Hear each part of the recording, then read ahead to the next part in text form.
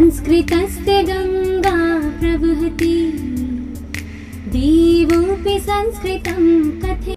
चाणक्य ने कहा कि गुणैः सर्वज्ञ तुल्योऽपि गुणैः सर्वज्ञ तुल्योऽपि सीदत्येको निराश्रयः सीदत्येको निराश्रयः अनर्घ्यमपि माणिक्यम् अनर्घ्यमपि हेमाश्रयमपेक्षते हेमाश्रयमपेक्षते। गुणैः सर्वज्ञ तुल्योऽपि गुणैः सर्वज्ञ तुल्योऽपि सीदत्येको निराश्रयः सीदत्येको निराश्रयः अनर्घ्यमपि माणिक्यम् अनर्घ्यमपि माणिक्यम् हेमाश्रयमपेक्षते हेमाश्रयमपेक्षते। बात बहुत सुंदर सी है। बड़े उपाध्याय कहते हैं चाणक्य कि गुणैः सर्वज्ञ तुल्यः अपि। ये मत समझना कि सर्वज्ञ माने हमें कह रहे हैं। हाँ नहीं, मेरा नाम है, ये बात सही है, लेकिन सर्वम जानाति इति सर्वज्ञ। जो सब कुछ जानता हो, जो सब कुछ जानता हो, सर्वज्ञ तुल्य है तो भी, अपि माने भी, सर्वज्ञ तुल्य अपि गुणैः सर्वज्ञ तुल्य अपि, गुणों में सर्वज्ञ के समान होने पर भी, यानी जो सब कुछ जानता है, बहुत बुद्धिमान है, बहुत समझदार है, सर्वज्ञाता है, साक्षात ईश्वर है, परमात्मा है, ऐसा आप समझ सकते हैं। सर्वज्ञ का अर्थ एक शिव भी होता है, सर्वज्ञ माने सब कुछ जानने वाला भी होता है, ओमनीशिएंट एंड ओमनी प्रेजेंट, जो सब कुछ जाने। गुणैः सर्वज्ञ तुल्योऽपि सीदति एकः निराश्रयः, वह भी दुखी होता है, एक माने एकाकी होने पर, और निराश्रय माने जब कोई आश्रय नहीं होता तब भी। राइट, निराश्रयः सीदति एकः सीदति, निराश्रयः एकः सर्वज्ञ तुल्योऽपि जनः सीदति, भले ही गुणैः सर्वज्ञ तुल्यः हो तो भी।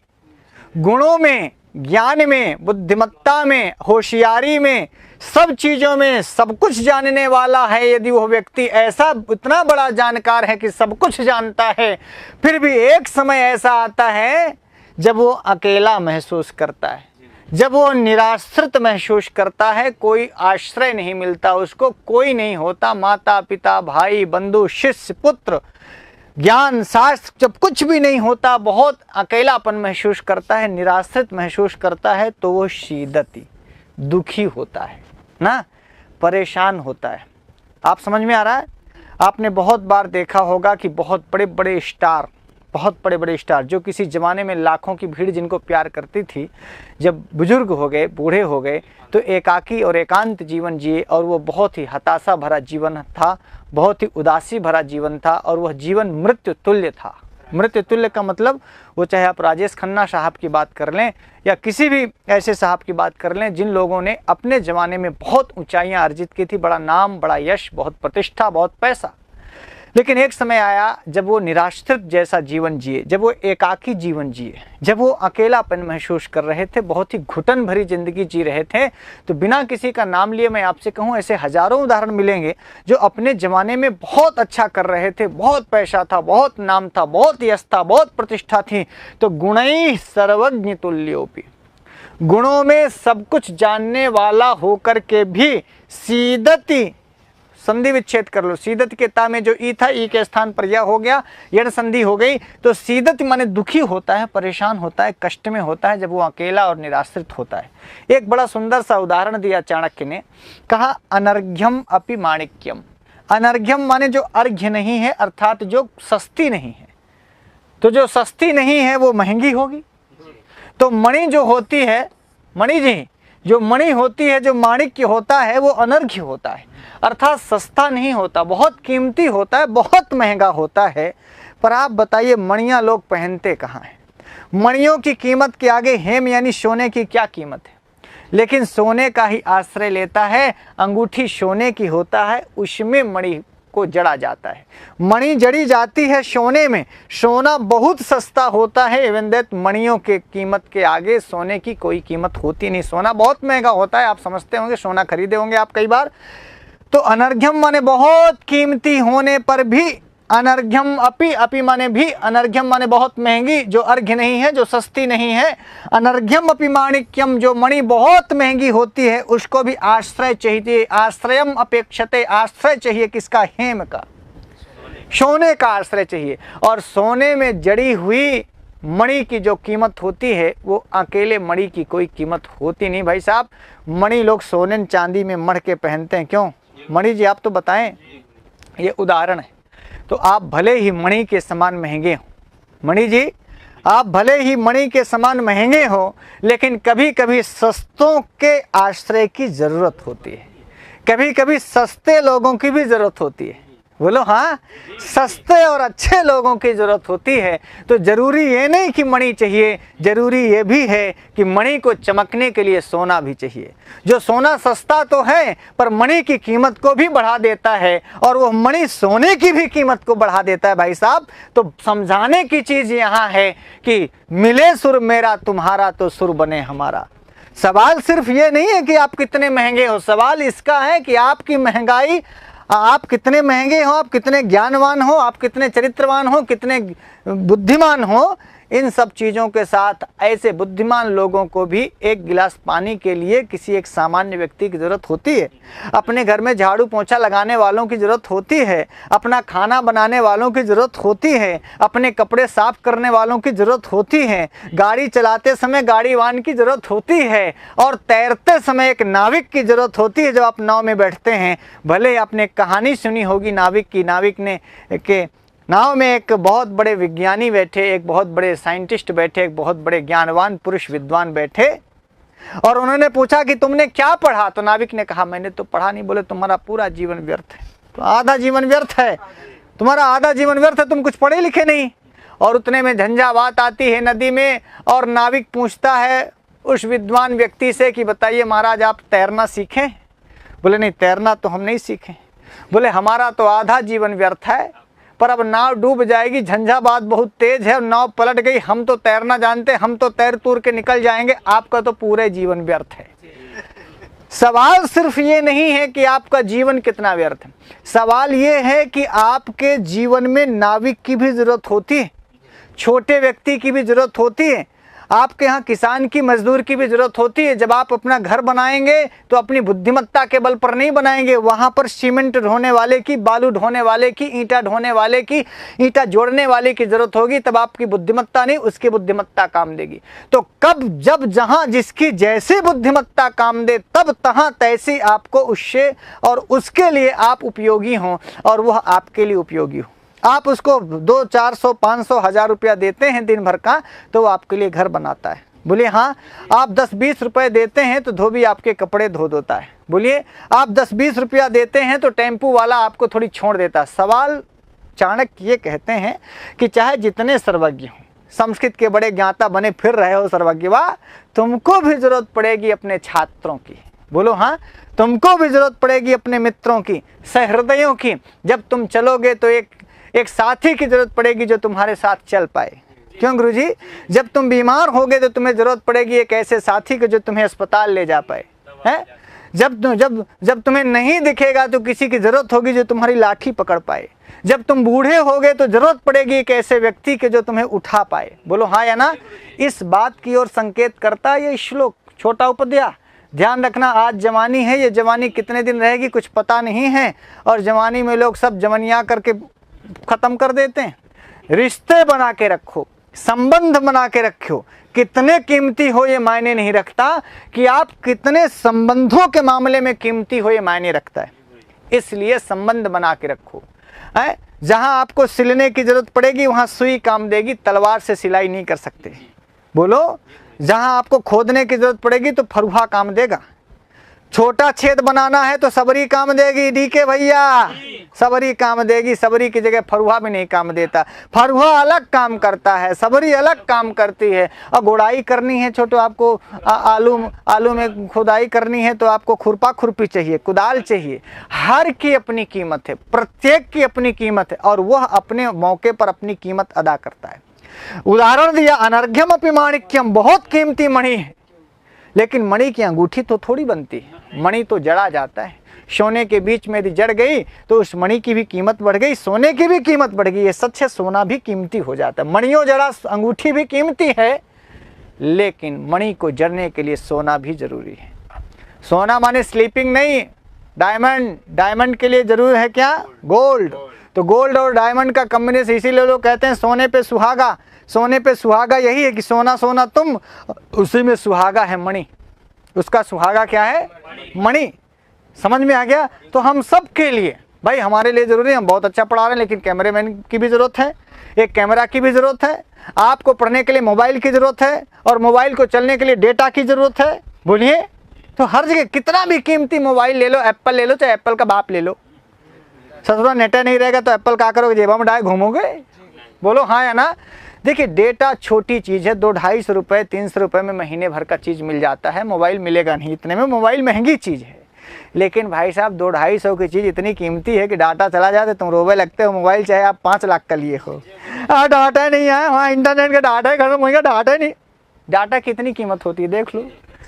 अनर्घ्यमपि माणिक्यम, अनर्घ्यमपि माणिक्यम हेमाश्रयम अपेक्षते। बात समझ में आ गई हो तो 30 सितंबर का ये बात आपके ज़िंदगी में आनी चाहिए। अर्थात किसी को आप अपने जीवन में छोटा मत समझो, और किसी को बहुत बड़ा भी मत समझो। बड़ा का मतलब इतना बड़ा भी नहीं, उसको भी आपकी ज़रूरत है।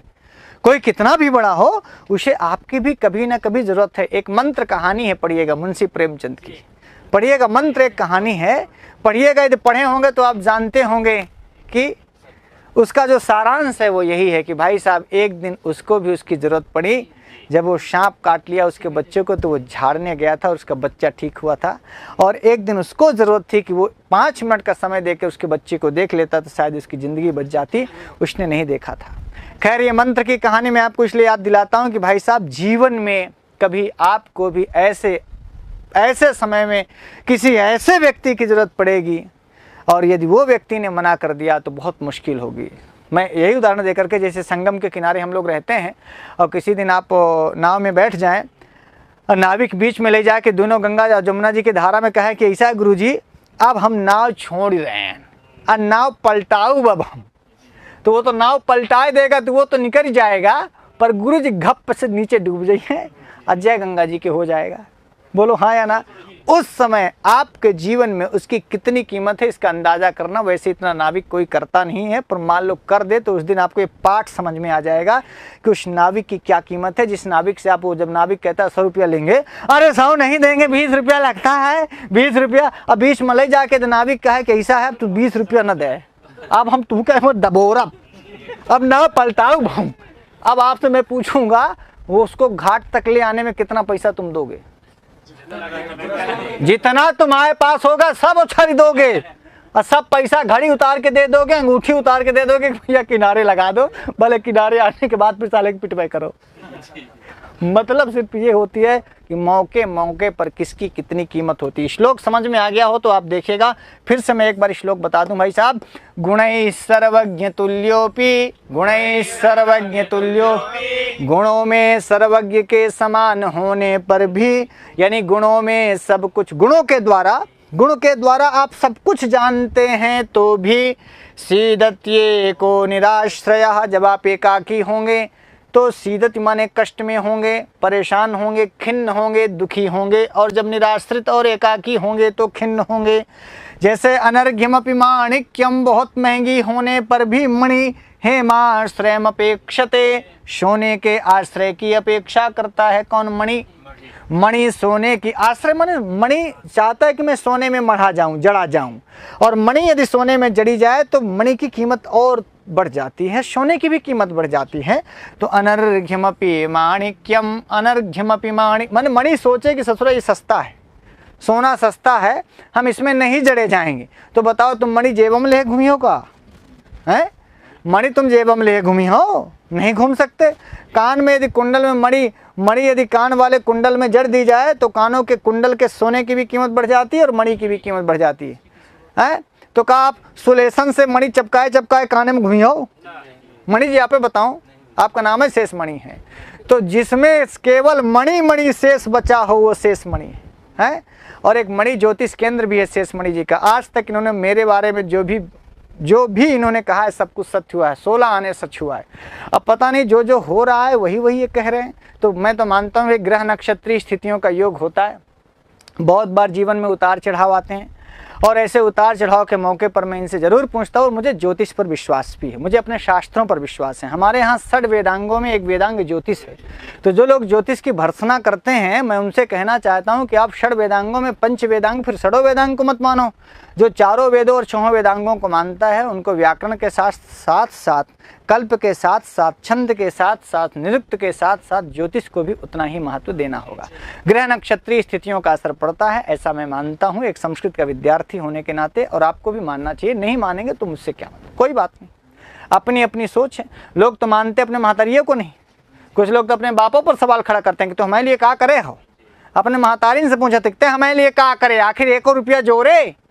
ऐसे उनसे पूछ ले कि ससुरा ते पैदा कहाँ से भये, हम तुम्हें इनको पैदा किए थे, यही महतारी पलट के दे देती। हमारा बेटवा कभी पूछा तो साले को बोलेंगे कि जो तुम संसार देख रहे हो, जो जगत देख रहे हो, जिस जगत में तुम्हारा ये पंचभौतिक शरीर बना है, उस पंचभौतिक शरीर का निर्माता यानी ब्रह्मा मैं ही तो हूँ। बोलो हाँ या ना। इसलिए हर पिता को और पुत्र को ये ध्यान रखना चाहिए कि अपने बाप से कुछ पूछने के पहले पूछ लो कि भैया ये हमारा जब बाप है तो इतना ही काफ़ी है कि साले तुम्हारा बाप है, इतना ही बहुत है कि वो तुम्हारा बाप है। तुमको इस दुनिया को दिखाने के लिए, इस दुनिया में लाने के लिए वो कारण है। बोलो तुम उसके कार्य हो सांख्य की दृष्टि में। बोलो, और सत्य कार्यवाद यही कहता है कि कारण सत्य है इसीलिए कार्य सत्य है। यदि तुम हो इसलिए तुम्हारे पिता भी हैं। और दूसरी बात, जैसे कुछ लोग, बहुत सारे लोग ये कहते हैं कि हमारा बाप नालायक है साला। तो ये नालायक बाप से साले तुम लायक कैसे पैदा हो गए? बोलो हाँ। जिसका बाप नालायक होता है ना, इसका मतलब वो कारण जैसा होगा वैसे कार्य होगा। हमारा सांख्य तो यही कहता है। यदि तुम अपने बाप को गरिया रहे हो तो अप्रत्यक्ष रूप से अपने को गरिया रहे हो। यदि तुमने महतारी बाप पर सवाल खड़ा कर रहे हो तो उससे पहले कि महतारी बाप पर सवाल खड़ा हो तुम पर सवाल खड़ा होता है। बोलिए हाँ। यदि बाइक कंपनी प्रोडक्शन कच्चा माल ही गड़बड़ है तो माल अच्छा कैसे हो सकता है? तुम साले अपने को अच्छा कह रहे हो, अपने महतारी बाप को गड़बड़ कह रहे हो। तो जरा ध्यान से सुनना कि भैया अपने इनको न गरियाया करो। अपने माता पिता की बेइज्जती करना या अपमान करना, उनका तिरस्कार करना, सबसे पहले आप अपना अपमान कर रहे हो, अपना तिरस्कार कर रहे हो। मान लो कोई बेटा अपनी माँ बाप को गाली गलौज कर रहा है या कि उनसे लड़ झगड़ रहा है, तो समाज में जाके उनका सर्वे करो कि लोग महतारी बाप को कहेंगे कि ये गड़बड़ है कि बेटवा को पहले कहें। हम कहते हैं महतारी इनकी गलती हो, 100% महतारी की गलती है। लेकिन जब तुम माँ को डांट बिगड़ रहे होगे, हड़का रहे होगे, गरिया रहे होगे, मार रहे होगे, तो दुनिया समाज 99% कहेगा लड़के बे सारा नालायक है। बोलो हाँ या ना। तो ध्यान रखना, आप जो अपनी माँ को पिता को कुछ कह रहे हो तो समझ लेना अपनी बेइज्जती खुद कर रहे हो, अपना तिरस्कार कर रहे हो, अपना अपमान कर रहे हो ना। और इतने तो बेवकूफ़ मत बनो, कम से कम अपने लिए अपने घातक मत बनो। श्लोक समझ में आ गया मणि जी? एक बार श्लोक पढ़ी फिर मैं आगे बढ़ता हूँ। बोले गुणैः सर्वज्ञ तुल्योऽपि, गुणैः सर्वज्ञ सीदत्येको निराश्रयः, सीदत्येको